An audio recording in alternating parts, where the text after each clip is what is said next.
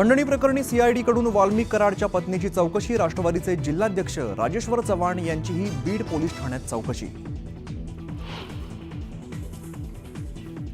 महादेव ॲपच्या माध्यमातून बीडमध्ये मोठा घोटाळा। सुरेश धसांचा खळबळजनक आरोप। एका व्यक्तीच्या नावावरती 9 अब्ज रुपयांचा व्यवहार झाल्याचा दावा।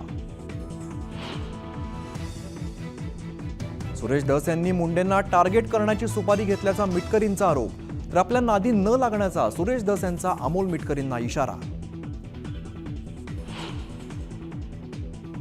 सरपंच हत्येच्या घटनेविरोधात रेणापुरात आक्रोश मोर्चा। मोर्चाला संबोधित करताना संतोष देशमुखांची मुलगी वैभवी भाऊक। वडिलांना न्याय मिळेपर्यंत लढण्याचा निर्धार।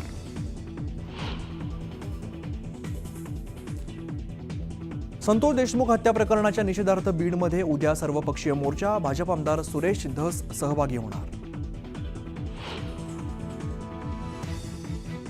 धाराशिव जिल्ह्यातील तुळजापूर तालुक्यामध्ये मेसाई जवळगा गावच्या सरपंचावरती जीवघेणा हल्ला। पेट्रोल टाकून जाळण्याचा प्रयत्न। पोलिसांकडून हल्लेखोरांचा शोध सुरू।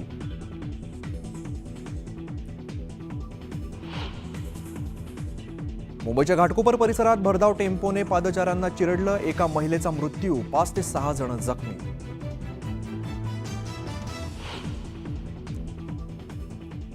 लाडकी बहीण योजनेमुळे शिक्षकांचा पगार उशिरानं होणार ही बातमी चुकीची। महिला व बालकल्याण मंत्री आदिती तटकरे यांची माहिती।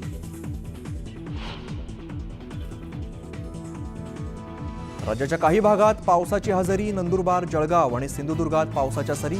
पिकं आणि फळबागांना फटका बसण्याची शक्यता।